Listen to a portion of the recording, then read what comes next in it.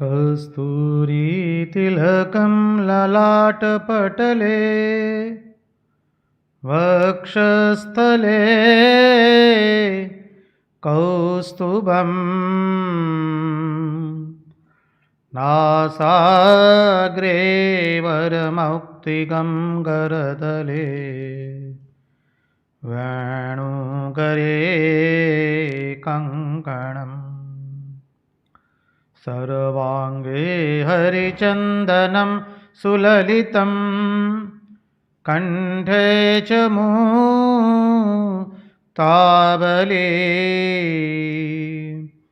गोपस्त्रीपरिवेष्टितो विजयते गोपालचूडामणिः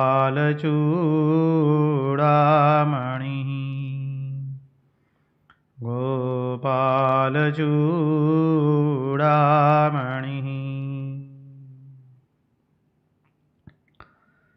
स्वस्ति श्रीगणेशाय नमः। श्रीसरस्वत्यै नमः। श्रीगुरुभ्यो नमः। नारायणं नमस्कृत्य नरं चैव नरोत्तमं देवीं सरस्वतीं व्यास ततो जयमुदीरयेत्। नमस्ते शारदे देवी सरस्वती मधीप्रदे वसत्वं मम जिह्वाग्रे सर्वविद्याप्रदा भव। मन्नाथो जगन्नाथो मद्गुरुं जगद्गुरुं ममात्मा सर्वभूतात्मा तस्मै श्रीगुरवे नमः। सच्चिदानन्दरूपाय विश्वोत्पत्त्यादिहेतवे तापत्रयविनाशाय श्रीकृष्णाय वयं नुमः। ॐ नमः परमहंसास्वादित चरणकमलचिन्मकरन्दाय भक्तजनमानसनिवासाय श्रीरामचन्द्राय विश्वसर्गविसर्गादि नवलक्षणलक्षितं श्रीकृष्णाख्यं परं धाम जगद्धाम नमामदत्। ॐ स्थापकाय च धर्मस्य सर्वधर्मस्वरूपिणे अवतारवरिष्ठाय रामकृष्णाय ते नमः। मुगं करोति वाचालं पङ्गुं लङ्घयते गिरिं यत्कृपात्वमहं वन्दे परमानन्दमाधवम्। कृष्ण कन्हैया लाल की जय, भक्तवत्सल भगवान की जय, वृंदावन बिहारी लाल की जय। भगवान श्री राम कृष्ण देव की जय, भागवत भगवान की जय, भागवत भक्त भगवान की जय। ॐ नमो भगवते वासुदेवाय। नारायण नारायण नारायण नारायण।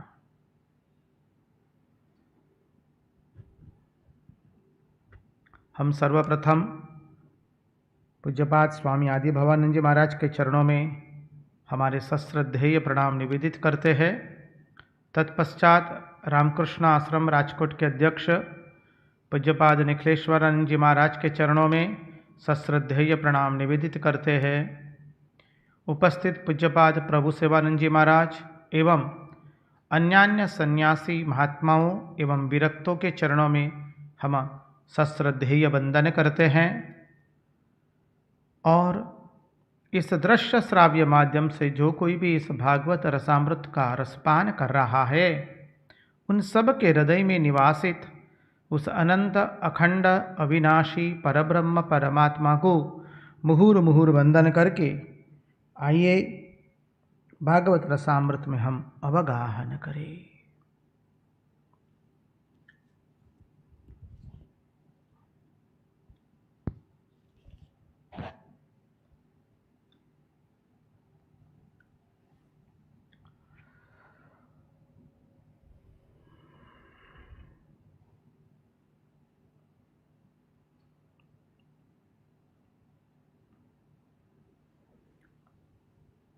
यस्वानुभावमखिलश्रुतिसारमेकम् अध्यात्मदीपमतितेतिर्षतां तमोन्दम् संसारिणां करुणयाः पुराणगुह्यं तं व्याससूनुमुपयामि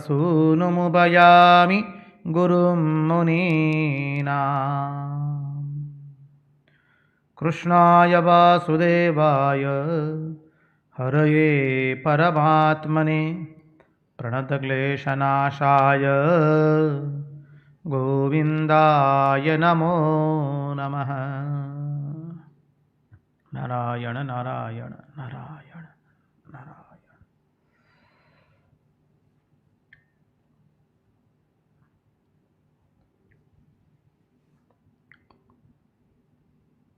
जिज्ञासु ने प्रश्न किया है, महाराज जी, श्रीमद् भागवत का अध्ययन करने के लिए, चिंतन करने के लिए, पठन करने के लिए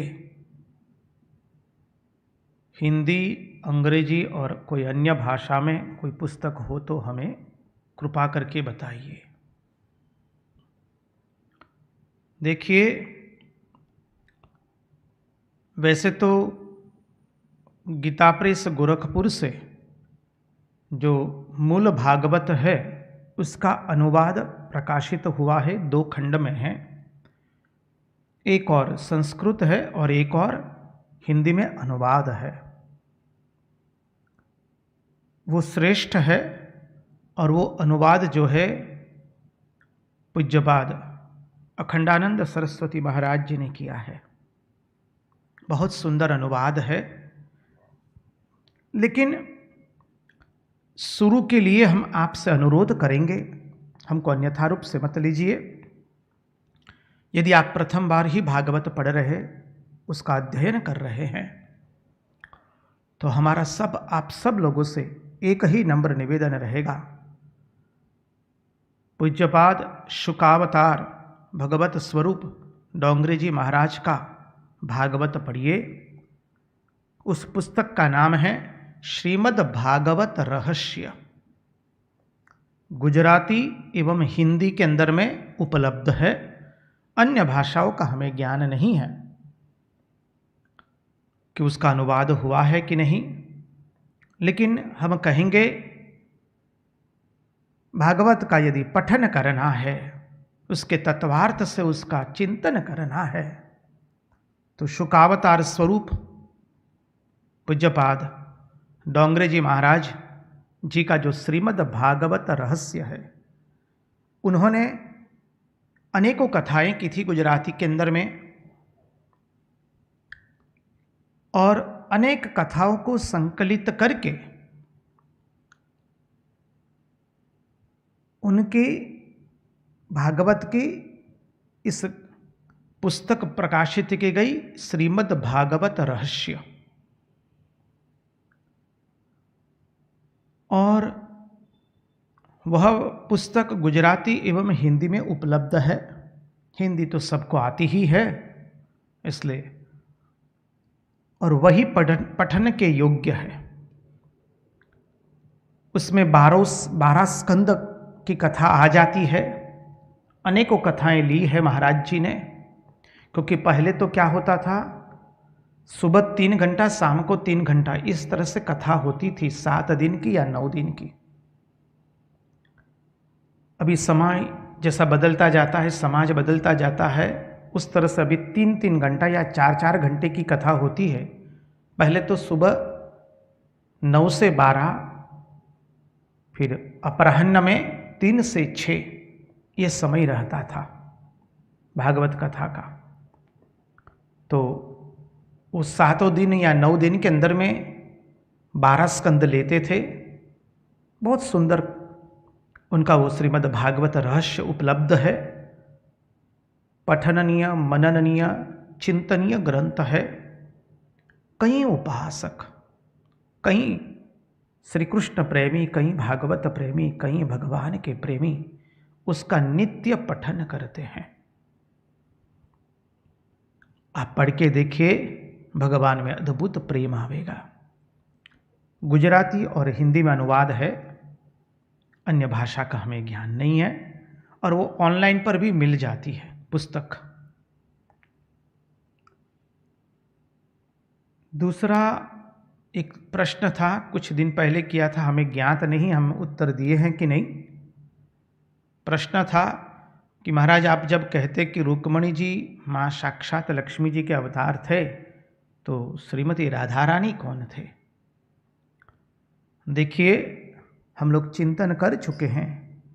श्रीमती राशेश्वरी, ब्रजेश्वरी, वो भगवान से बिल्कुल अलग नहीं है। उस श्री कृष्ण के प्रेम का प्रगटीकरण वह श्रीमती राशेश्वरी, ब्रजेश्वरी। श्री कृष्ण प्रेम की अविरत धारा, उसका नाम है श्रीमती राधिका जी। इसलिए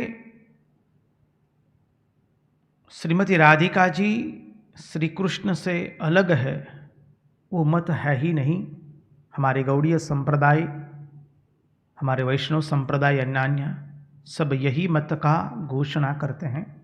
महात्माओं ने भी यही मत की घोषणा की है।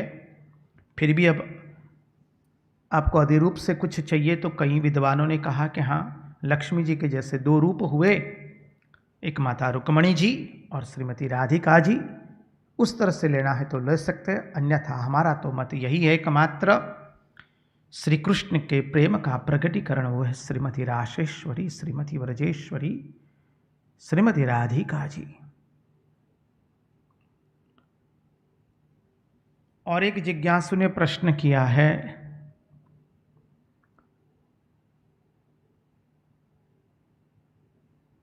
कि महाराज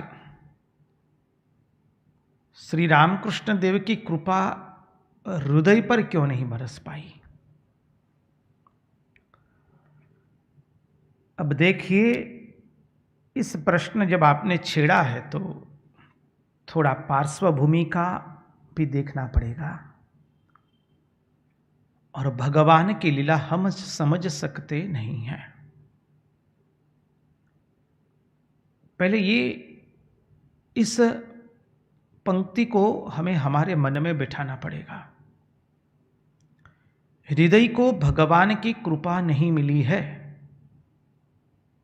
वो मंतव्य मेरा और या आपका हो सकता है, विद्वानों और हमारा व्यक्तिगत मत हम कहेंगे तो वो है ही नहीं, बिल्कुल। भगवान की कृपा का अर्थ हम देखते हैं अधिभूत रूप से। वो अधिभूत रूप ही भगवान की कृपा का सर्वस्व नहीं होता है। भगवान ने उसे कृपा की है, नहीं कृपा की होती तो मृत्यु के समय वो भगवान का स्मरण करते करते अपने प्राण छोड़ते नहीं। भगवान की कृपा किस पर बरसी है, किस पर नहीं बरसी है, हम बाह्य लक्षणों से उसका मोल लगा नहीं सकते हैं। शास्त्र उसकी अनुमति देता नहीं है, कतई नहीं देता है। इसलिए कृपा करके मां श्रुति भगवती के सिद्धांत के अनुसार हम कहेंगे भगवान की लीला हम समझ नहीं पाते हैं। भगवान की कुछ कुछ ऐसी लीलाएं हैं जो हमारे मस्तिष्क में नहीं मस्तिष्क से हम समझ नहीं पाएंगे, क्योंकि भगवान कर्तुम अकर्तुम अन्यथा कर्तुम सर्वसमर्थ है। भले हृदय को भगवान श्री रामकृष्ण देव को छोड़ करके जाना पड़ा है, उसका अर्थ यह नहीं है कि भगवान की कृपा उन पर नहीं बरसी है। तो जिसके पर बरसती है वही जान सकता है। हम हमारी स्थूल बुद्धि से बाह्य दृष्टि से देखने का प्रयास करेंगे, वो सर्वथा अनुचित होगा। भगवान अपनी लीला के अंदर में सभी प्रकार के लोगों को लेकर के आते हैं, क्योंकि श्री रामकृष्ण देव की सेवा भी उसने इतनी अद्भुत की है। ठाकुर स्वयं बोले हैं, गुरु महाराज, हमारे गुरु महाराज कहते हैं कि हृदय ने ऐसी सेवा भी की है और ऐसा कष्ट भी दिया है। अरे हम तो क्या बताए, हमारे कन्हैया के प्रति काम दृष्टि भाव, काम भाव रखने वाली कुब्जा को भी भगवान भूलते नहीं हैं। तो फिर जिसने भगवान की सेवा की है, हमारे परमात्मा उसको कैसे भूल सकते हैं। अपने मन से इस प्रश्न को निकाल दीजिए, हम हमारी स्थूल बुद्धि से कोई उसका उत्तर नहीं दे सकता है। ऐसे अनेक लीलाएं भगवान श्री रामकृष्ण देव के जीवन में देखने को मिलेगी, जो हम हमारी स्थूल बुद्धि से समझ नहीं पाते हैं। और शास्त्र यही संगति दगाते हुए उत्तर देता है। भगवान की बहुत कुछ लीलाएं ऐसी है जो हम स्थूल बुद्धि से समझ नहीं पाएंगे, हमारी समझ में नहीं आवेगा। इसलिए रंगवदूत महाराज ने लिख दिया, ऐनी लीला ए लहे करे खेल अनंत, पामर पाछो त्यां पड़े जोवा जाता अंत। उनकी लीला वही समझते हैं, हम पामर मनुष्य अपनी स्थूल बुद्धि से, विषयासक्त बुद्धि से उस लीला को समझ नहीं पाएंगे।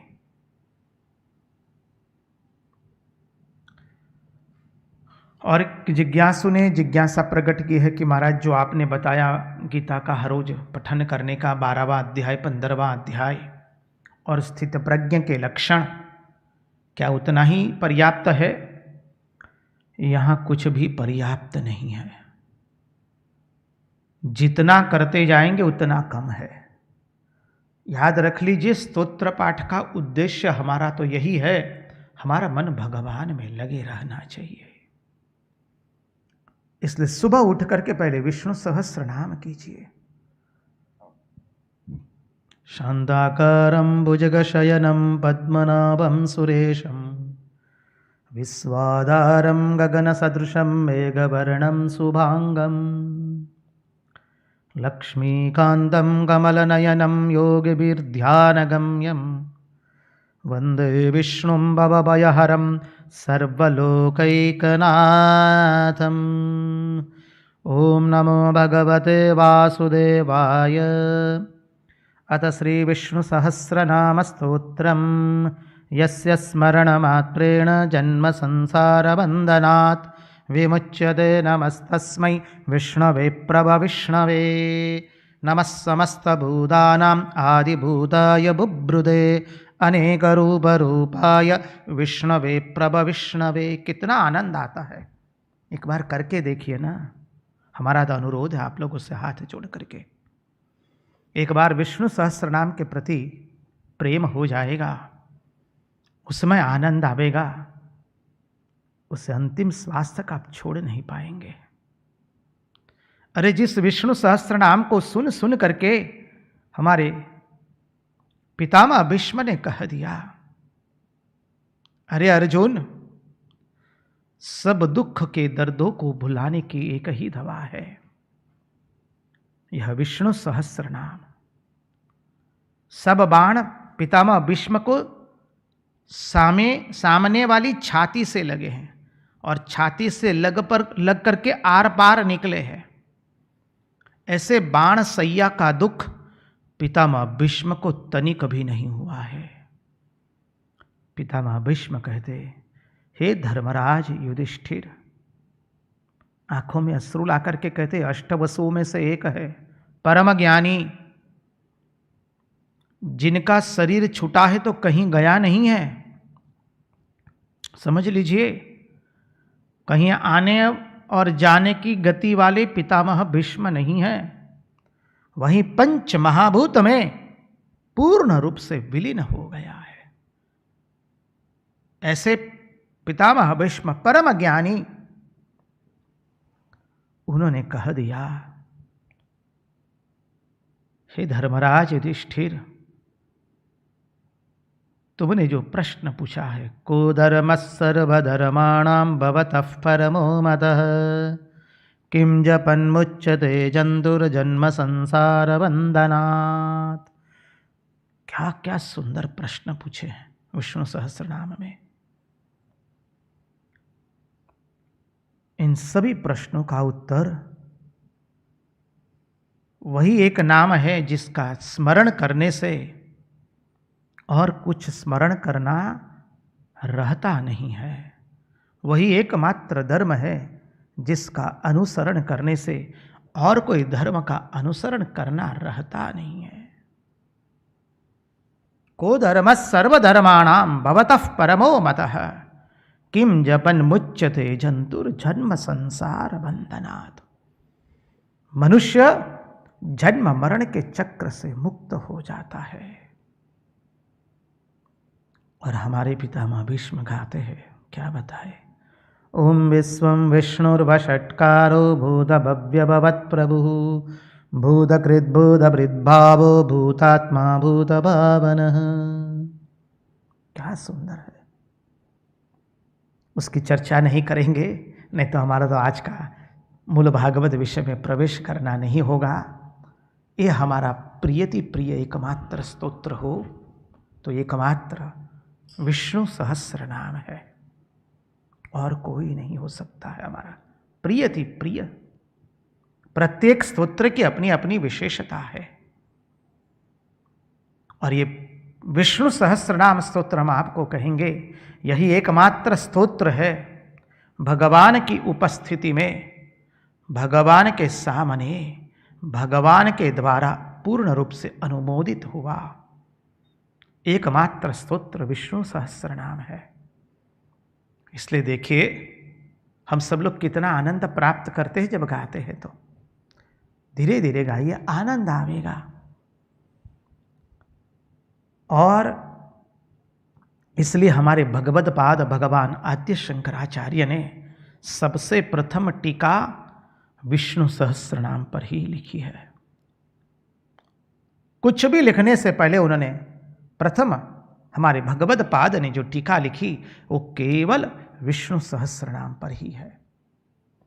और हम तो बताए थे आप लोगों को, गुजराती वाचकों के लिए तो बहुत अच्छी बात है कि एक सुज्ञ श्री गौतम पटेल जी है, उन्होंने बहुत सुंदर भाषांतर किया है भगवद पाद की भाषा टीका का, और अनेकों टीकाओं का उद्धरण भी किया है।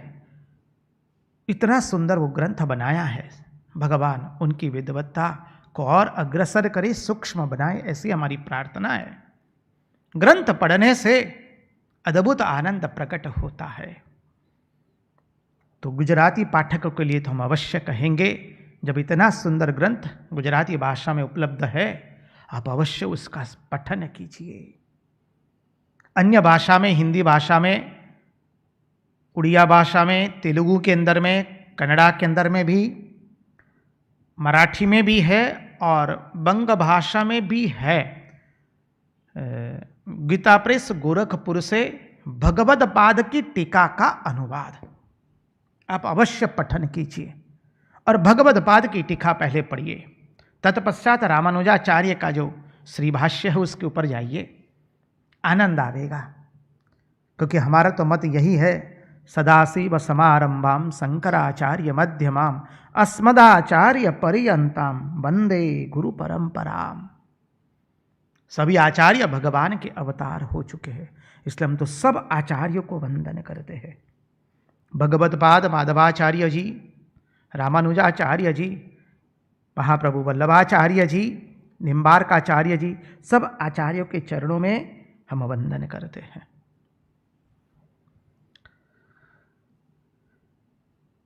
और कोई प्रश्न यदि हमसे छूट जाए तो अन्यथा रूप से मत लीजिए, पुनः एक बार जिज्ञासा कर लीजिए, याद आवेगा तो अवश्य ले लेंगे। चले अब हम भगवान परमहंस शिरोमणि भगवान शुकदेव जी के चरणारविंद में बैठ करके भागवत का रसामृत ले। परीक्षित राजा ने भगवान शुकदेव जी को प्रश्न कर दिया है कि हे भगवान, मैंने सुना कि राजस्व यज्ञ तो हमारे दादाश्री धर्मराज युधिष्ठिर ने संपन्न किया, हमारे पिताजी ने संपन्न किया, किंतु उस राजस्व यज्ञ में दुर्योधन को बहुत ईर्ष्या हुई। उसका कारण क्या है बताइए। अब भगवान शुकदेव जी कहते हैं, देखो परीक्षित, दुष्ट का स्वभाव ही होता है देखी न सकहीं पराई विभूति। दुष्ट का स्वभाव ही होता है कि दूसरे की विभूति वो देख नहीं सकता है। ये दुर्योधन जो है दुष्ट है।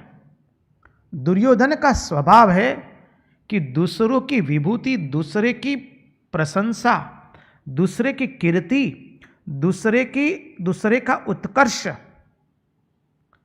और दूसरे की आनंद प्रमोद वो देख नहीं सकता है, वो देख नहीं पाता है।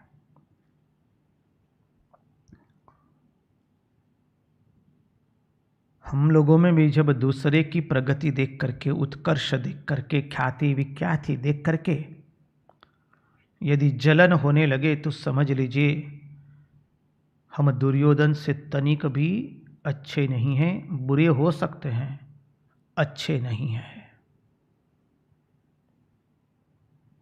समझिए, दुर्योधन और कोई नहीं है, हमारे मन की मनोवृत्ति है। हम आपको क्या कहे, आप सब लोगों ने अनुभव किया होगा। अरे भार्या पति से ईर्ष्या करती है, पति भार्या से ईर्ष्या करता है। अधिक कहां जाए, मां बेटी से ईर्ष्या करती है, बहन बहन से ईर्ष्या करती है, भाई भाई से द्वेष करता है। अब जब यहां तक दुर्योधन वृत्ति आ चुकी है, तब दुर्योधन वृत्ति बाकी कहां रही होगी।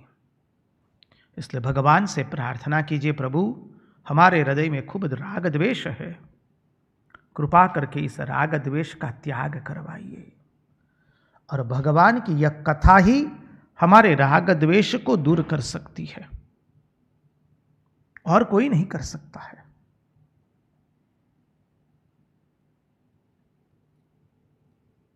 इस राग द्वेष के कारण ही हम धर्म का अनुसरण नहीं कर पा रहे। इसलिए भागवत में पूछा गया, धर्मः कम शरणं गतः। उसके उत्तर में कहा कि मनुष्य के हृदय में राग द्वेष ने निवास कर लिया, अब वहां धर्म रहेगा कहां से।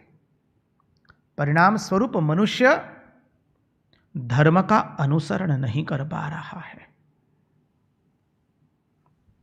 तो दुर्योधन राजस्व यज्ञ में धर्मराज युधिष्ठिर की कीर्ति, यशोगान, संपत्ति, ऐश्वर्य, उनके अरस परस बंधुओं का प्रेम, उनकी कीर्ति ख्याति विख्याति देख करके भीतर ही भीतर जल रहा है। देखिए, जब राजस्व यज्ञ संपन्न हुआ है तब सबका साथ लिया गया है।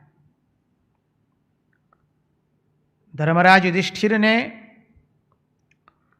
बहुत बड़े यज्ञ का आयोजन किया है। बड़े यज्ञ में तो अनेक लोगों की सहायता लेनी पड़ती है। जीवन में इस वृत्ति को हमें त्यागना होगा। हम लोगों में वृत्ति होती कि सब हम ही करेंगे, इसलिए व्यक्ति सब कुछ अपने पास रखना चाहता है, वो कार्य को बांटना नहीं चाहता है। आई हुई जो शक्ति है उसको वो बांटना नहीं चाहता है। When we do not distribute, what happens? Work becomes chaos। यदि कोई बड़ा कार्य करना है तो अनेकों जिम्मेवारियां सबको देनी पड़ती है। हमने तो इतने जीवन में अनेकों लोगों को ऐसा देखा जो सब कुछ केवल अपने पास ही रखना चाहते हैं ताकि उनका अहंकार बना रहे, उनकी महत्ता बनी रहे।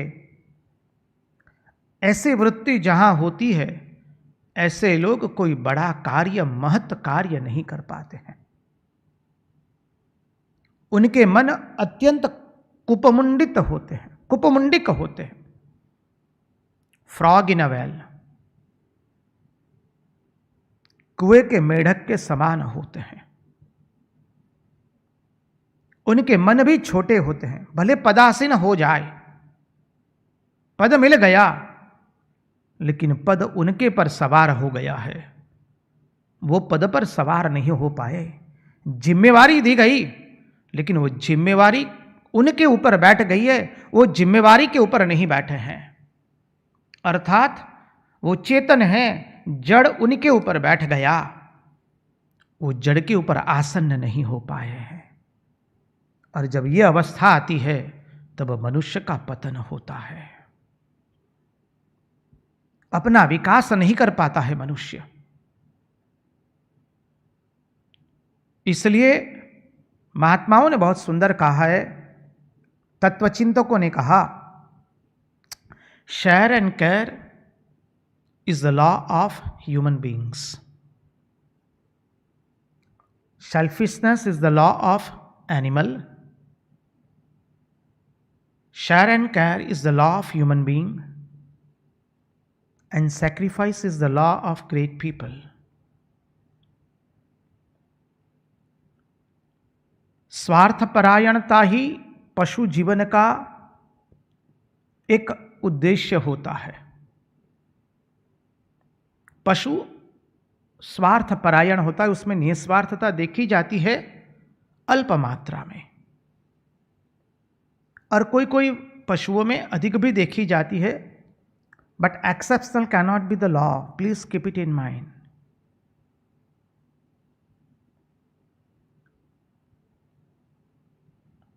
उसी सिद्धांत के अनुसार स्वार्थ परायणता वो पशु जीवन है। Share and care is the law of human being. जो कुछ हमारे पास आया है उसको बांटना, और जो भी हमारे साथ में उन सब की संभाल लेना, सब की सेवा करना, जो कुछ भी है उसे बांटना, वो मनुष्य जीवन का कानून है, मनुष्य का स्वभाव होना चाहिए। और अपने आत्म बलिदान देना, अपना सर्वस्व न्यौछावर कर देना, बहुजन हिताय बहुजन सुखाय के लिए, वो महात्माओं का स्वभाव होता है, महान लोगों का स्वभाव होता है। समझिए, जहां कहीं पर भी आप देखेंगे व्यक्ति ने अपना सर्वस्व न्यौछावर कर दिया है बहुजन हिताय बहुजन सुखाय के लिए, तो समझिए वहां दिव्यता अनेक रूप से प्रकट हुई है। और इस दिव्यता का प्रकटीकरण करना वही हमारे जीवन का लक्ष्य है। तो मूल बात पर आए, राजसूय यज्ञ में धर्मराज युधिष्ठिर ने दुर्योधन को भी सुंदर एक जिम्मेवारी दी है। बड़े काम के अंदर में जो हमारे गुप्त रूप से शत्रु होते उनको भी बुला करके कोई जिम्मेवारी दी जाती है, अन्यथा वो फिर शुभ कार्य में अपनी टांग अड़ा देंगे। इसलिए सब देवताओं को प्रसन्न करना होता है। महाभारत पढ़ेंगे तो संसार में किस तरह से रहना वो सिखाया गया है। इसलिए अपनी यहाँ महात्मा लोग कहते भी है, बाल्यावस्था से युवावस्था तक रामायण का अध्ययन करना है, ताकि भातृप्रेम बना रहता है, धर्म की मर्यादा में हम चलते हैं, माता पिता के प्रति प्रेम बना रहता है। रामायण हमें धर्म को किस तरह से जीवन में उतारना है वो सिखाता है। सभी ग्रंथ सिखाते वही है। रामायण की अपनी एक विशिष्ट शैली है। तो बाल्यावस्था से युवावस्था तक रामायण का अध्ययन करना है। जब शिक्षा हो गई, अब संसार में प्रस्तुत होने वाले हैं कार्य के लिए, और संसार का हमको अनुभव नहीं है, समझिए। और संसार में लोगों का अनुभव नहीं है।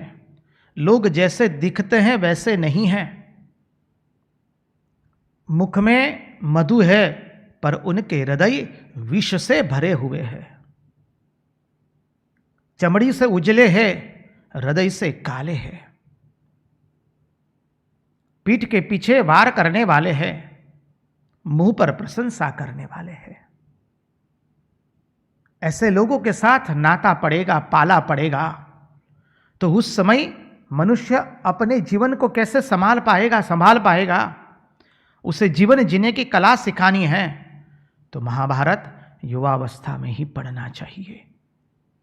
कोई भी अवस्था में पढ़ा जा सकता है, ऐसा नहीं है।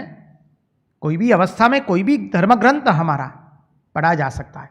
ये तो एक विशेषता के रूप में हम बता रहे हैं, हमें अन्यथा रूप से मत लिया जाए, ताकि हमें संसार में कैसे व्यवहार करना वो समझ में आता है। फिर जब भगवान के प्रति प्रेम जगता है, 35 के बाद जब निवृत्ति की ओर व्यक्ति धर्म का अनुसरण करते करते जब समझता है मुझे जीवन में निवृत्ति भी लानी है, 35-40 के तक तो वो साथ साथ में भागवत का भी अध्ययन करता है महाभारत के साथ। क्योंकि भगवान के प्रति प्रेम नहीं आएगा तो हम धर्म का पालन नहीं कर पाएंगे। हम धर्म का अनुसरण क्यों नहीं कर पाते? क्योंकि भगवत प्रेम नहीं है। हमें प्रेम है जगत के इन भौतिक पदार्थों से। जब वही प्रेम भगवान के प्रति बन जाएगा तो हम धर्म का अनुसरण कर पाएंगे। इसलिए साथ साथ में श्रीमद् भागवत का अध्ययन करना आवश्यक होता है। और विवेक को जागृत करने के लिए, प्रपंच से मन को वैराग्य में लगाने के लिए भी श्रीमद् भगवद गीता तो नित्य पठनीय है। श्रीमद् भागवत की स्तुतियाँ, प्रसंग नित्य पठनीय है। और प्रस्थानत्रय का अध्ययन करें। उसमें श्रीमद् भगवद गीता कर लेते हैं तो भी बहुत अनेक है उसमें। श्रीमद् भगवद गीता सभी उपनिषदों का सार है।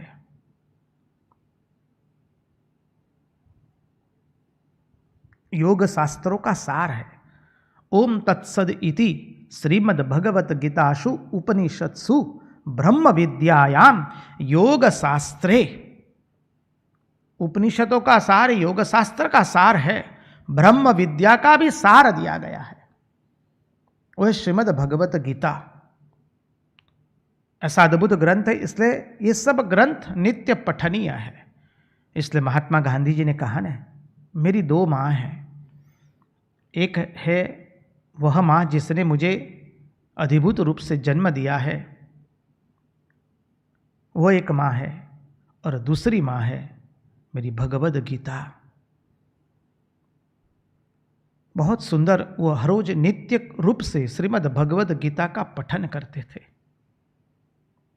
उनका व्यक्तिगत जीवन आप साधक के रूप में लीजिए, बहुत प्रेरणा लेगा। आगे चले तो कौरवों को भी बहुत सुंदर उत्तरदायित्व दिया गया है। अर्जुन को उत्तरदायित्व दिया गया है आए हुए गुरुजनों की सेवा शुश्रूषा करने का। तत्पश्चात भीमसेन को दिया गया है दायित्व पाकशाला का। अरे जो अच्छा खाता है वही दूसरे को अच्छा खिला पाता है। जो अच्छा खाता नहीं वो कभी दूसरे को अच्छा खिला नहीं पाएगा, समझिए। जिसको व्यंजन का आनंद लेने का, स्वाद लेने का चटका लगा है, वही दूसरे को खिला पाएगा, वही आवभगत कर पाएगा। बाकी दूसरे आओ भगत नहीं कर पाएंगे, खिला नहीं पाएंगे। अरे जो कोई किसी व्यक्ति किसी के घर चले जाएंगे, उनको इतना खाने के प्रति शौक ही नहीं है, तो वो क्या दूसरे को खिला पाएंगे? कुछ नहीं खिला पाएंगे। इसलिए भीमसेन को पाकशाला का दायित्व दिया गया है। अच्छा खाते हैं तो अच्छा खिला भी पाएंगे। इसी दृष्टि से भीमसेन को वो दायित्व दिया गया। सहदेव को लोगों के आगता स्वागता का दायित्व दिया गया है। नकुल को सब वस्तुएं जुटाने का दायित्व दिया गया है। दुर्योधन को कोषाध्यक्ष बनाया गया है। बोले वैसे ही वो ईर्ष्या से जल रहा है। उसने न जाने कितने अभी तक दाव कर चुका है। पांडवों को अपमानित करने का, पांडवों को मारने का कौन सा दाव पेच उसने बाकी रखा है। इसलिए बहुत जलता है। उसको कोषाध्यक्ष बना दिया कि करने दो, वो जितना खर्च करे उतना अच्छा है। ईर्ष्या के मारे खूब खर्च करेगा तो बहुत अच्छा ही होने वाला है हमारा। इसलिए कोषाध्यक्ष बनाया है। कर्ण को दान का दायित्व दिया गया है। दानवीर है कर्ण। चतुराश्रम में से कोई भी दान लिए बिना जाए नहीं, उसका दायित्व कर्ण पर दिया गया है। द्रौपदी को परोसने का काम दिया गया है ताकि कोई भूखा न रहे, कोई संकोच न करे। इसलिए माताएं जब परोसती है, माता को अच्छी तरह से मालूम होता है किसको कितना चाहिए और किसको क्या पसंद है। ये माताओं को भगवान की दी गई हुई एक विशेष शक्ति है। कितने लोग बैठे हो पंगत में, लेकिन माताएं जब परोसती है, एक दो बार परोस लेती, समझ जाती है किस व्यक्ति को क्या पसंद है और वो कितना लेगा। तो द्रौपदी को परोसने का काम दिया गया है। सब लोगों को यथारीति दायित्व दिया गया है। अब जब भगवान से पूछा गया, भगवान श्री कृष्ण से पूछा गया कि आप कौन सा कार्य लेंगे, हमारे पूर्ण पुरुषोत्तम भगवान श्री कृष्ण चंद्र ने अद्भुत कार्य मांगा है और अद्भुत कार्य लिया है। भगवान कहते हैं हम सबकी चरण वंदना करने का कार्य करेंगे, सबके चरण धोने का कार्य करेंगे। भगवान में अहंकार का पूर्ण रूप से राहित्य है। इसलिए श्री कृष्ण राजसूय यज्ञ के अंदर में लोगों के चरण धोने का कार्य लेते थे। अतिथियों के चरण धोने का, पांव धोने का, उनकी चरण पादुका निकालने का, ये कार्य श्री कृष्ण भगवान ने किया है। इसलिए आप लोग गाते हैं ना, राजसूय यज्ञ में राजसूय यज्ञ युधिष्ठिर कीनो, तामे जूठ उठाई सबसे ऊंची प्रेम सगाई। सबसे ऊंची प्रेम सगाई। राजसूय यज्ञ युधिष्ठिर कीनो, तामे जूठ उठाई। जूठी पत्तलें उठाई हमारे भगवान ने। मूल भागवत में तो ये प्रसंग नहीं आता है। महात्मा लोग बहुत सुंदर वर्णन करते हैं। राजसूय यज्ञ में सत्संग होता है। नारद जी भगवान का सत्संग करा रहे हैं। धर्मराज युधिष्ठिर बैठे हैं, हमारे नंद नंदन यशोदा नंदन बैठे हैं। अनेकों राजाएं, ऋषि लोग, तपस्वी लोग, ब्राह्मण लोग, विद्वान लोग, पंडित लोग, गृहस्थाश्रमी, सभी वर्णाश्रम के सभी लोग बैठे हैं। नारद जी भगवान का सत्संग कर रहे हैं। अब नारद जी से रहा नहीं जाता है। नारद जी की भगवान की महिमा का वर्णन करते करते नारद जी को होता है कि आज तो मुझे भगवान को प्रकट कर ही देना है। नारद जी सोचते हैं आज तो मैं भगवान को प्रकट करके ही रहूंगा। नारद जी ने यहां तक कह दिया, अरे भगवान इसी सभा में उपस्थित है।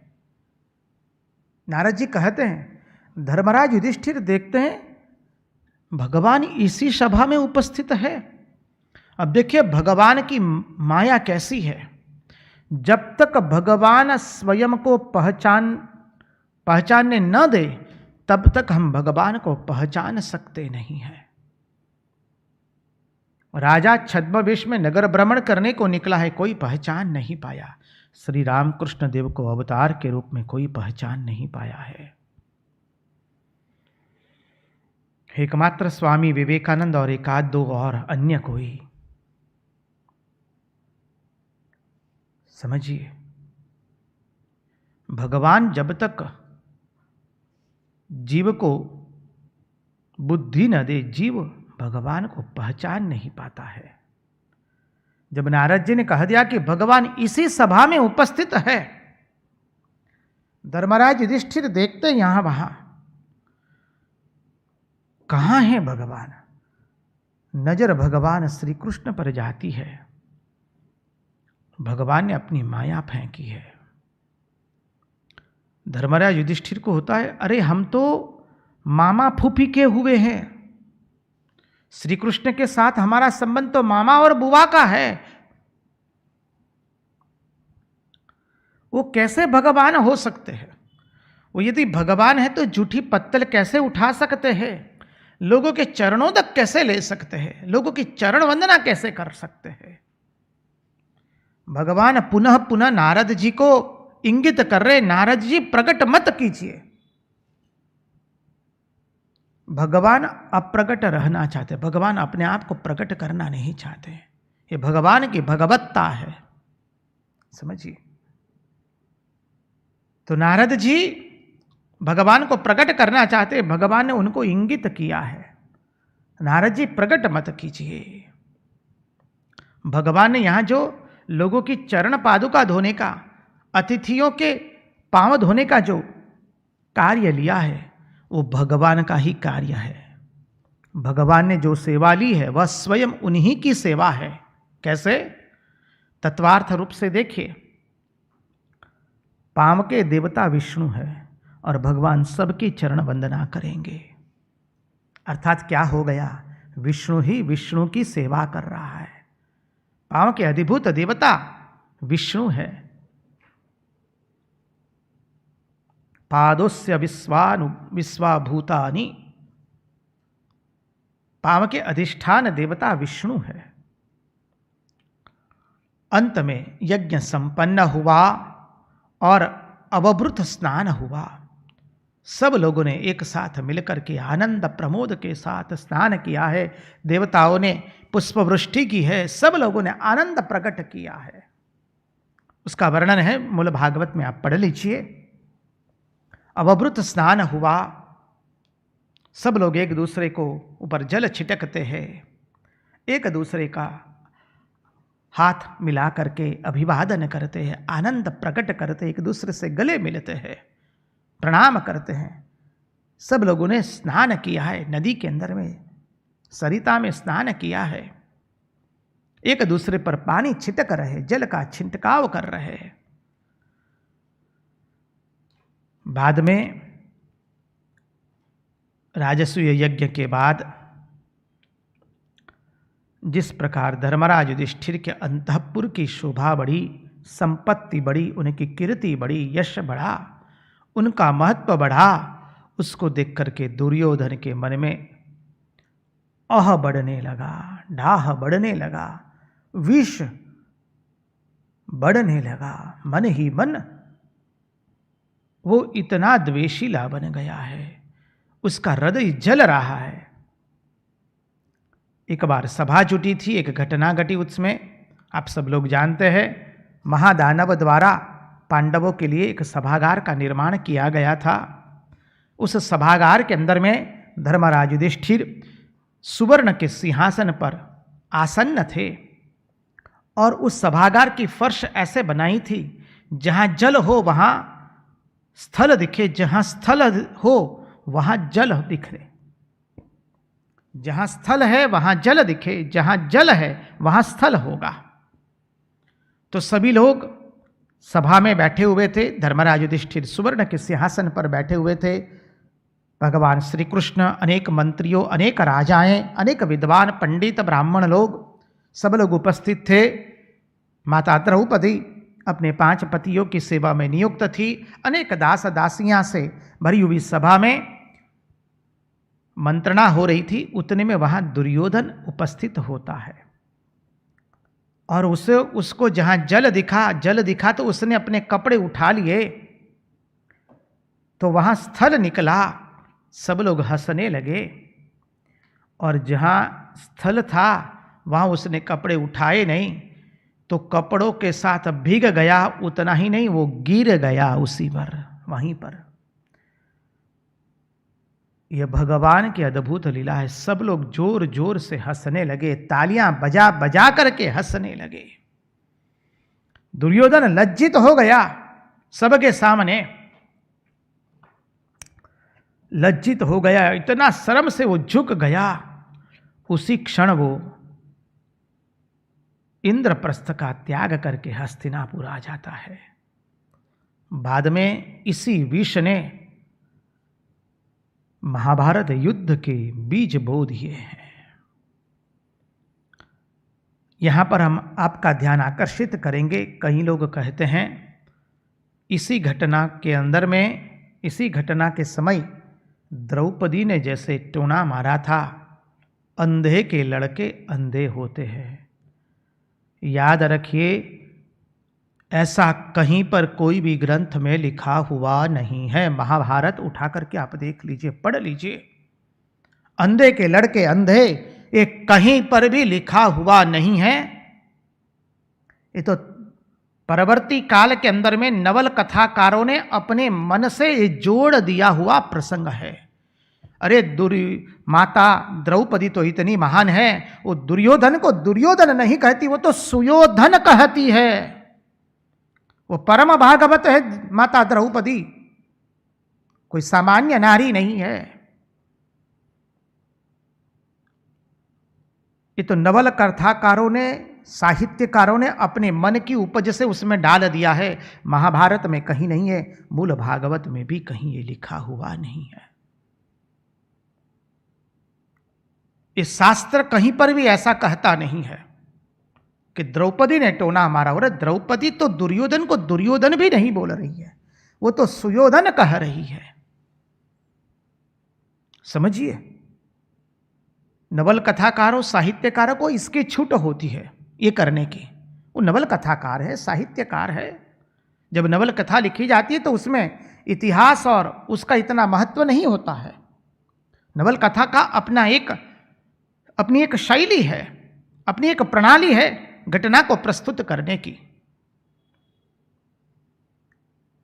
लेकिन मूल भागवत में, मूल महाभारत में कहीं पर भी ये लिखा हुआ नहीं है, मूल शास्त्र में कहीं लिखा हुआ नहीं है। अब जब ये घटना घटी, लोग हंसने लगे, ताली बजा बजा करके, जोर जोर से खिल खिल कर करके हंसने लगे। धर्मराज युधिष्ठिर को ये कतई पसंद नहीं हुआ है। धर्मराज युधिष्ठिर दुखित हुए हैं इस घटना से। युधिष्ठिर जी ने, धर्मराज युधिष्ठिर ने अत्यंत खेद प्रकट किया है। लेकिन भगवान श्री कृष्ण ने इस घटना का अनुमोदन किया है। प्रश्न आएगा, क्यों भगवान ने अनुमोदन किया है? क्योंकि भगवान तो चाहते थे कि युद्ध हो और उसके द्वारा कौरवों का संहार करके, दुष्टों का संहार करके, असुरों का संहार करके इस पृथ्वी का भार कम कर दिया जाए। भगवान को तो असुरों का संहार करना है, और भगवान हमारे कर्तुम अकर्तुम अन्यथा कर्तुम सर्व समर्थ है। इसलिए भगवान ने यह लीला की है। आगे का प्रसंग अद्भुत आने वाला है। उस प्रसंग में प्रवेश करने से पहले हम ब्रह्मचारी महाराज से निवेदन करेंगे, हाथ जोड़ करके एक भजन प्रस्तुत करें। सुदामा बड़ू नहीं।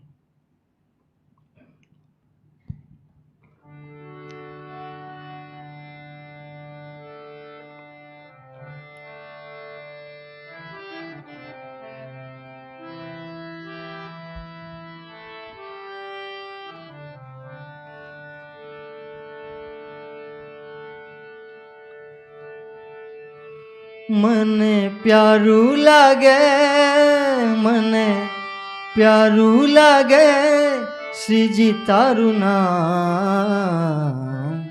તન મન ધન શ્રીજીના ચરણોમાં, તન મન ધન શ્રીજીના ચરણોમાં. મને પ્યારું લાગે, મને પ્યારું લાગે શ્રીજી તારું નામ. તન મન ધન શ્રીજીના ચરણોમાં, તન મન ધન શ્રીજીના ચરણ. ભૂલી છોડી દીધા, ભૂલી છોડી દીધા સગળા કામ. તન મન ધન શ્રીજીના ચરણોમાં, તન મન ધન શ્રીજીના ચરણોમાં.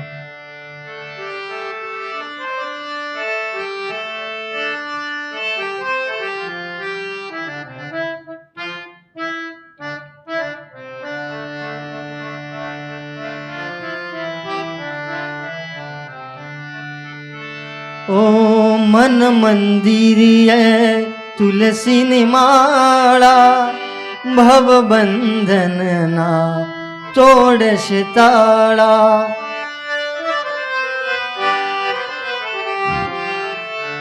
મન મંદિરીએ તુલસીની માળા, ભવ બંધનના તોડશે તાળા.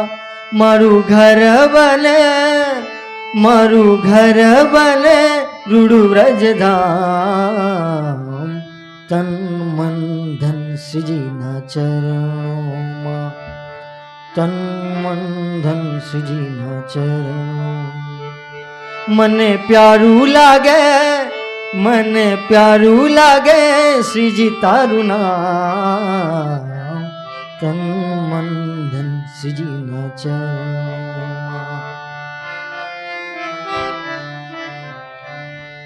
શ્રીનાથજી, શ્રીનાથજી, શ્રીનાથજી, શ્રીનાથજી, શ્રીનાથજી, શ્રીનાથજી, શ્રીનાથજી, શ્રીનાથજી, શ્રીનાથજી, શ્રીનાથજી, શ્રીનાથજી, શ્રીનાથજી.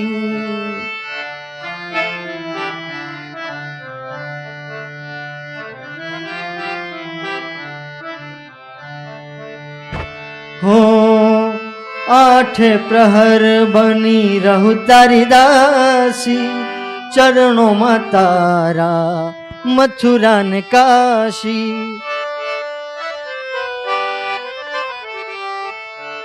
આઠે પ્રહર બની રહું તારી દાસી, ચરણોમાં તારા મથુરા ને કાશી. માંગુ એક હવે, માંગુ એક હવે અહીંયા કેરી હા.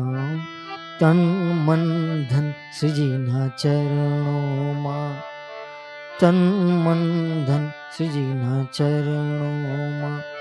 મને પ્યારું લાગે, મને પ્યારું લાગે શ્રીજી તારું નામ. તન મન ધન શ્રીજીના ચરણોમાં, તન મન ધન શ્રીજીના ચરણોમાં.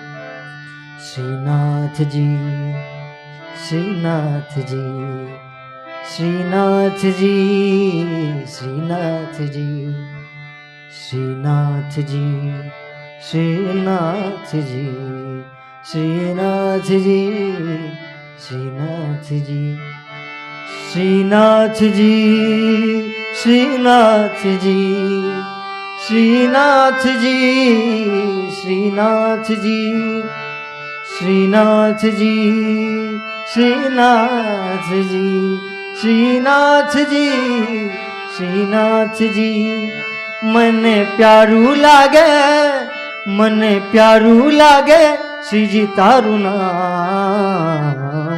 તન મન ધન શ્રીજીના ચરણોમાં, तन मन धन सजना चरणों मां भूली छोड़ी दीदा सगड़ा का तन मन धन सजना चरणों मां तन मन धन सजना चरणों मां तन मन धन सजना चरणों मां। कृष्ण कन्हैया लाल की जय। कृष्ण कन्हैया लाल की जय। अब आगे का प्रसंग आता है। भगवान ने शाल्व, दंतवक्त्र एवं विदुरथ का उद्धार किया है।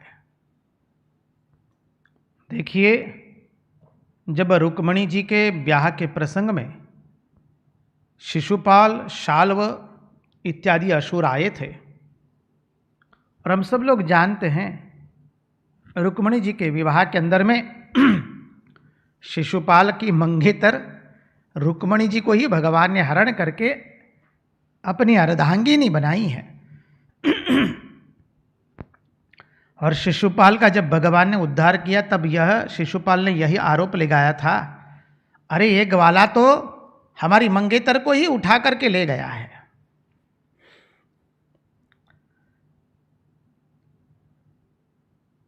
तो उसके साथ शाल्व भी था, उस समय हमने देखा था।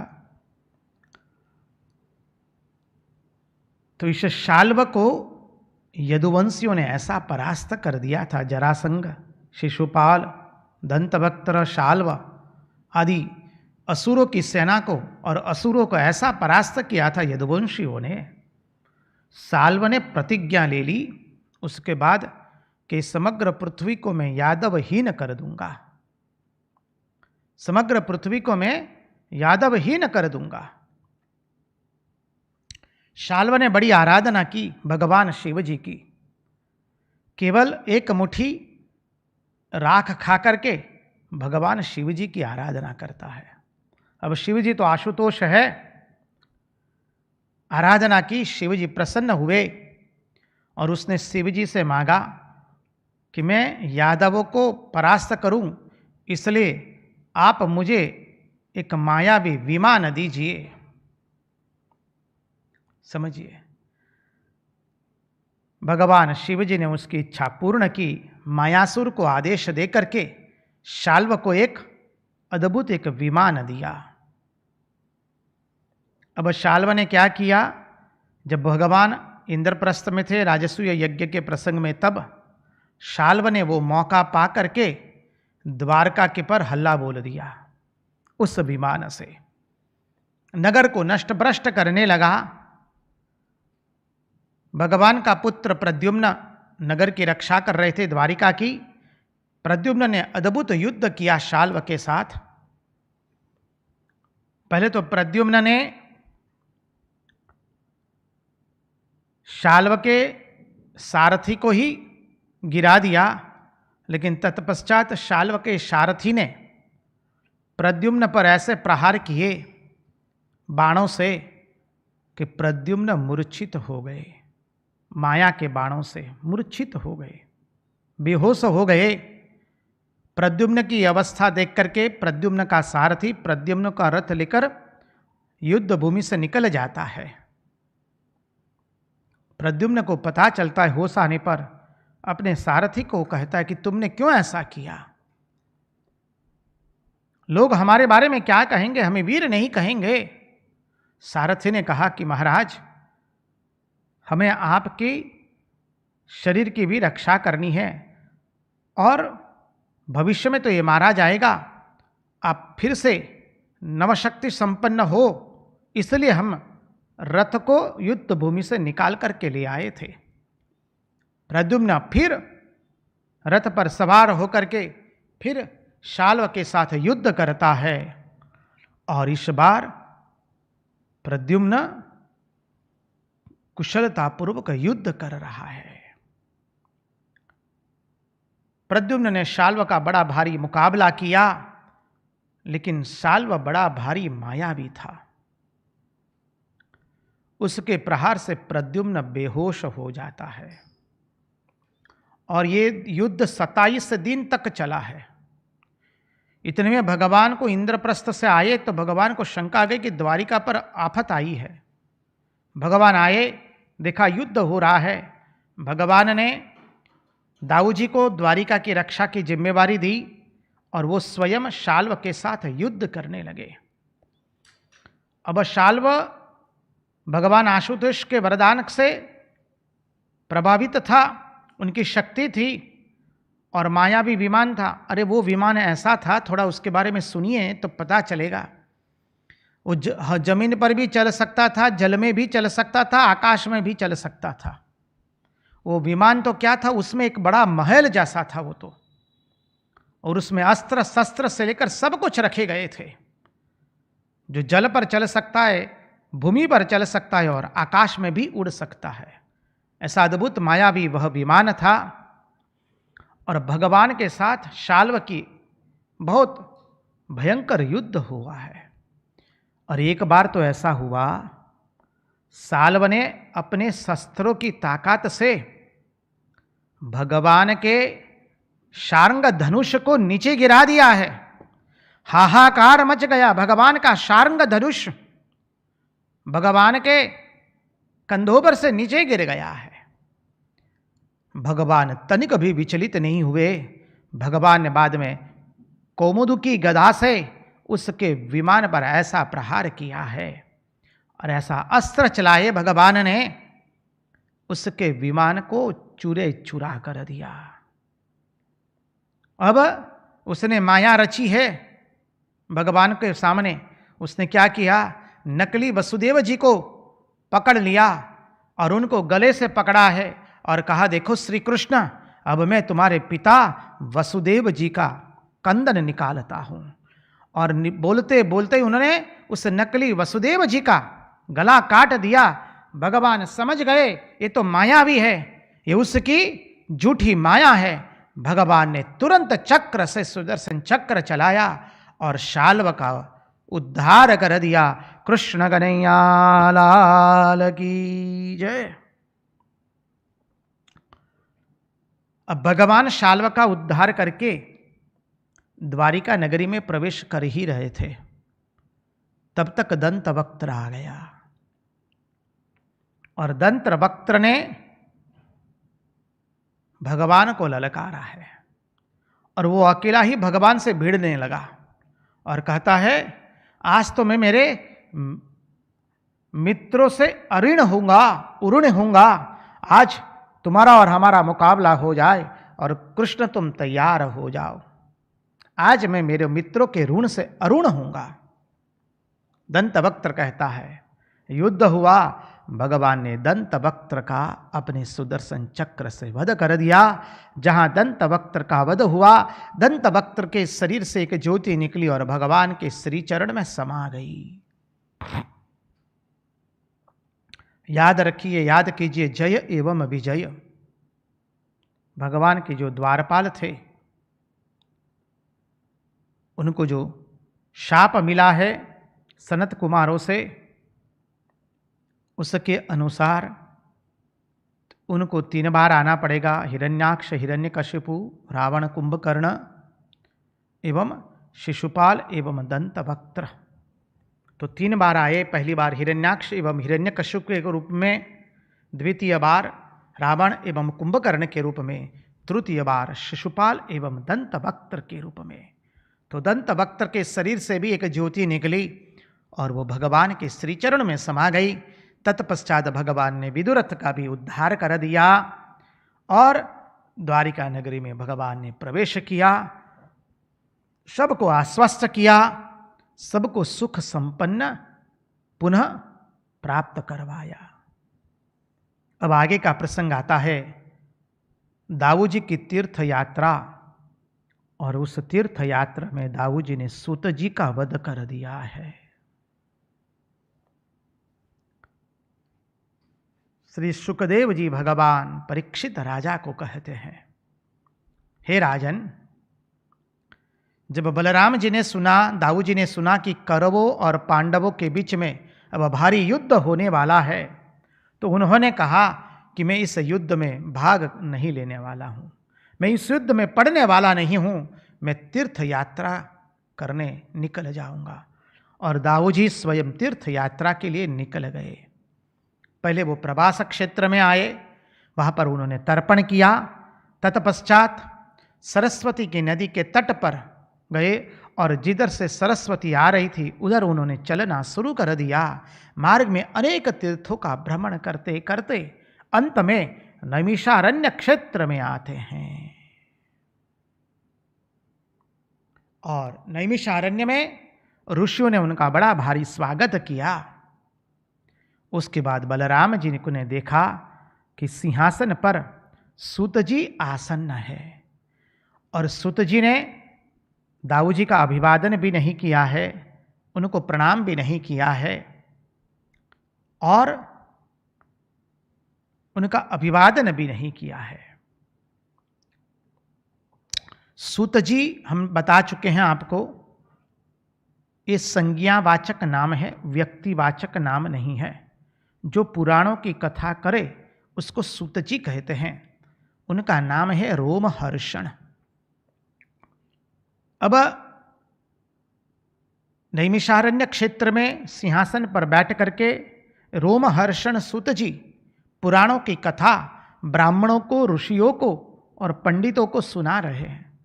बलराम जी के आने पर वो खड़े होकर के उनका अभिवादन नहीं किया, उन्होंने प्रणाम भी नहीं किया। बलराम जी क्रोधित हुए और एक कुश लिया उन्होंने और कुश का प्रहार किया और सूत जी वहीं पर मृत्यु को ग्रसित हो गए। सूत जी वहीं पर मृत्यु से ग्रसित हो गए। अब घटना का तात्पर्य समझना है। देखिए, शास्त्र की दृष्टि से देखे तो सूत जी जो है वह अयोनिज है। समझिए, वो योनिज नहीं है, अयोनिज है। उनका जन्म दिव्य है, दिव्य जन्म है उनका, लेकिन दिव्य में भी ऊंच नीच की, थोड़ी जाति की उच्चता और नीचता रहती है। उनका जन्म बृहस्पति और बृहस्पति के चरु एवं इंद्र के चरु से हुआ है, इसलिए वो प्रतिलोम जाति के हैं। रोमहर्षण सूत जी। अब बलराम जी ने कहा कि भले ही उनका जन्म अयोनिज हो, भले उनका जन्म दिव्य हो, बृहस्पति के चरु एवं इंद्र के चरु से उनका जन्म हुआ, प्रतिलोम जाति हुई उनकी, प्रतिलोम जाति के होने पर वो ब्राह्मणों के सिंहासन पर कैसे बैठ सकते हैं? इसलिए वो वध के योग्य है। यह कह करके दाऊजी ने एक कुश लिया और सूत जी पर प्रहार किया। सूत जी की मृत्यु वहीं हो गई।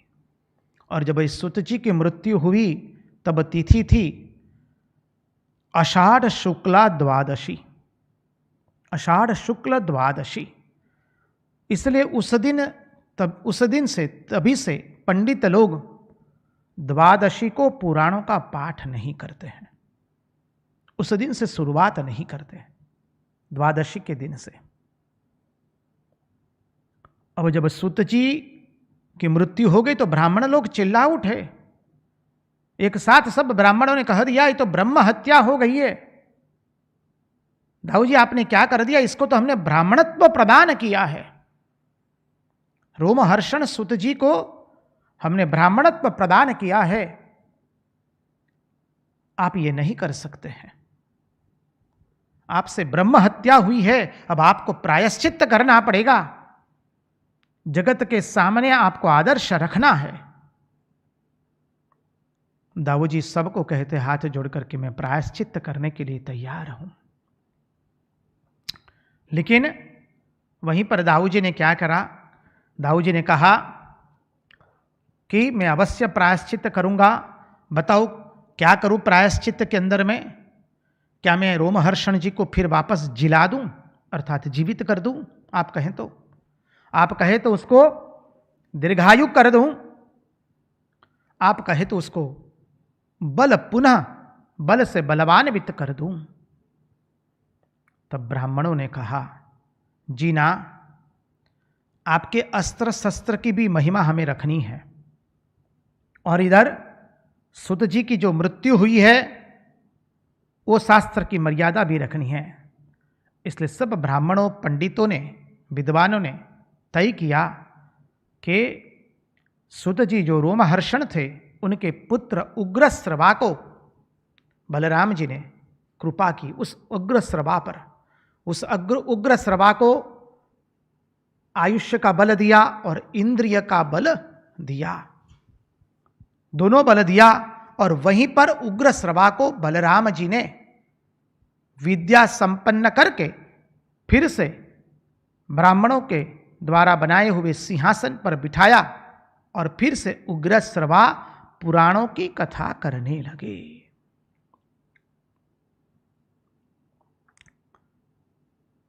अब इस घटना का तात्पर्य क्या है? बलराम जी ने सुत जी का वध कर दिया। इस प्रसंग का तात्पर्य समझिए। पहले महात्मा लोगों ने बहुत सुंदर समझाया है, आचार्य समझाते हैं। बलराम जी ने कथा के क्षेत्र में सुत परंपरा को बदल करके भागवत की परंपरा स्थापित की है। बलराम जी ने कथा के प्रसंग में सुत परंपरा को बदल करके भागवत की कथा, भागवत की परंपरा स्थापित की है। कैसे?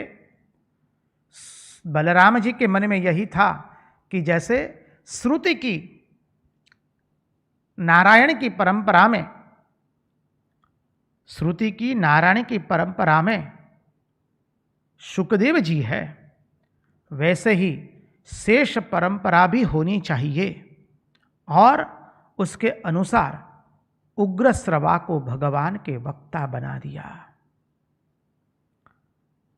महात्मा लोगों ने समझाया है, दाऊ जी की इच्छा थी कि अब वो स्वयं भगवान की कथा करे।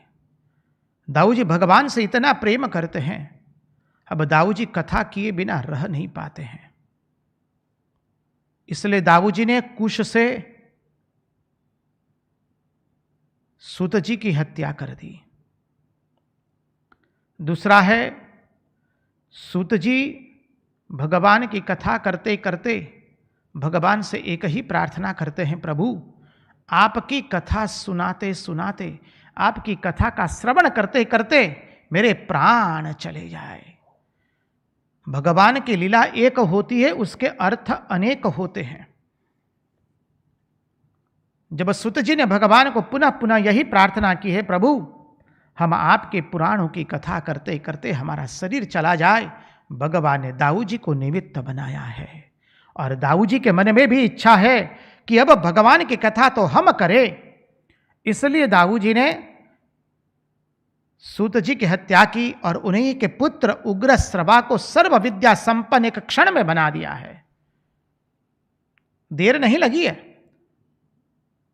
भगवान जब ज्ञान देते हैं तो टुकड़े टुकड़े करके नहीं देते, एक साथ बस साणे सहज सामे जोयू ने मैं मारा पण खोयू। भगवान ने जहां दृष्टिपात कर दिया, दाऊ जी ने जहां दृष्टिपात कर दिया, शेष भगवान ने, संकर्षण भगवान ने जहां दृष्टिपात किया उग्रश्रवा पर, उग्रश्रवा जो रोमहर्षण के पुत्र थे वो सर्व विद्या संपन्न हो गए, दीर्घायु बने, इंद्रिय बल दिया और दाऊ जी ने उनको कथा करवाने का शुरू किया। अब दाऊ जी ने कहा ब्राह्मणों से कि मैं प्रायश्चित करता हूं, समग्र भारतवर्ष की मुझे तीर्थ यात्रा करनी पड़ेगी, अनेक तीर्थों में जाना पड़ेगा। उसके पहले और कोई आप लोगों की इच्छा हो तो मुझे कृपा करके बताइए, मैं आप लोगों की क्या सेवा कर सकूं। तब ब्राह्मणों ने कहा कि इलबल का पुत्र बलबल है, वो हमारे सत्संग के अंदर में अवरोध करता है। जब हम यज्ञ यागादि करते हैं तो उसमें वो अवरोध देता है, तो कृपा करके आप उसका वध कर दीजिए। बलराम जी ने कहा ठीक है, आप लोग जब उत्सव मनाते हैं, यज्ञ करते हैं तो बलबल आता है, उस यज्ञ में विघ्न डालने के लिए आप यज्ञ शुरू कीजिए। महात्माओं ने यज्ञ का आरंभ किया, सत्संग रूपी यज्ञ का भी आरंभ हुआ, अधिभूत से यज्ञ आरंभ हुआ, उत्सव हुआ। इलबल का पुत्र बलबल आया और उसने विष्ठा और मूत्र की वर्षा कर दी यज्ञ के ऊपर में। बलराम जी ने तुरंत अपने हल एवं मुशल को याद किया है, स्मरण किया। हल मुशल प्रकट हुआ और हल मुशल लेकर के दाऊ जी ने बलबल का उद्धार कर दिया।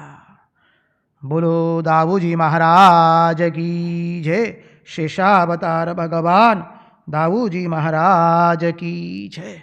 संकर्षण भगवान की जय। दाऊ जी बलबल का उद्धार करके पुनः अनेक तीर्थों का भ्रमण करते करते हस्तिनापुर पहुंचे, कुरुक्षेत्र के अंदर में, जहां पर अब युद्ध समाप्त होने की तैयारी पर है। भीमसेन एवं दुर्योधन के बीच में युद्ध हो रहा है, गदा युद्ध। बलराम जी ने दोनों को समझाने का प्रयास किया। देखो दुर्योधन, तुम गदा विद्या में निपुण हो और भीम अत्यंत बलशाली है। तुम दोनों एक दूसरे को परास्त नहीं कर सकते हो। दोनों का श्रेय उसी में है कि इस युद्ध को आप यहीं पर अब विराम कर दीजिए। अनेक संहार हुआ, दोनों को समझ आया, अपने शिष्य दुर्योधन को समझ आया, भीमसेन को समझ आया, लेकिन दोनों में से कोई टस से मस नहीं हुआ। बलराम जी दोनों के ऊपर नाराज हो गए। जब बलराम जी कुरुक्षेत्र में पधारे, सब लोग भयभीत हो गए। न जाने अब बलराम जी क्या बोल देंगे, क्योंकि उनका बोलने का ठिकाना नहीं होता है, और कब हल चला देंगे किसके ऊपर पता नहीं है। बलराम जी ने भीमसेन एवं दुर्योधन दोनों को समझाने की कोशिश की, नहीं समझे। बलराम जी वहां से नाराज होकर के द्वारिका की ओर गए और फिर द्वारिका से पुनः नैमिषारण्य की यात्रा करते हैं। और जब बलराम जी ने प्रायश्चित करके पुनः जब ऋषियों के पास आए नैमिषारण्य के अंदर में, तो बलराम जी ने सुंदर यज्ञ करवाया, ऋषियों ने यज्ञ किया और उस यज्ञ के रूप में ऋषि मुनियों को बलराम जी ने विशुद्ध विज्ञान का उपदेश किया है। बोलो दाऊ जी महाराज की जय। संकर्षण भगवान की जय। याद रखिए, विशुद्ध विज्ञान का उपदेश किया है। विशुद्ध विज्ञान का उपदेश अर्थात आत्मा में प्रपंच को देखना और प्रपंच में आत्मा का अनुभव करना। आत्मा में प्रपंच का अनुभव करना और प्रपंच में आत्मा का अनुभव करना, अर्थात केवल आत्मा ही आत्मा है, तत्र सर्वत्र उस परम तत्व के सिवा और कुछ भी नहीं है। विश्व जहां पर बाधित हो जाता है और आत्मसत्ता जहां पर अखंड रह जाती है, उसे विशुद्ध विज्ञान का उपदेश कहते हैं।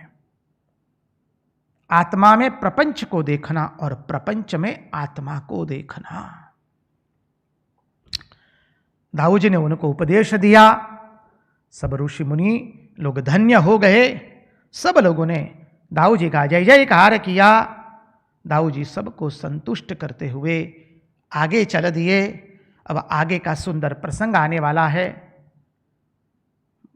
भगवान का दर्शन करने के लिए भगवान के मित्र श्री राम अर्थात सुदामा जी का द्वारिका गमन होने वाला है। वो कल देखने का प्रयास करेंगे। सुंदर प्रसंग है।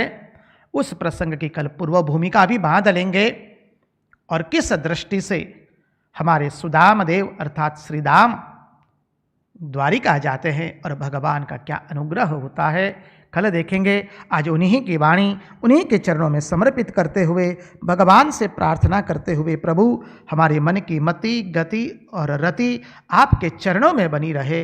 कृष्ण कन्हैया लाल की जय। भक्तवत्सल भगवान की जय। वृंदावन बिहारी लाल की जय। द्वारिकाधीश की जय। संकर्षण भगवान की जय। सब संतन की जय। सब भक्तन की जय। ओम नमः पार्वती पतये हर हर महादेव हर।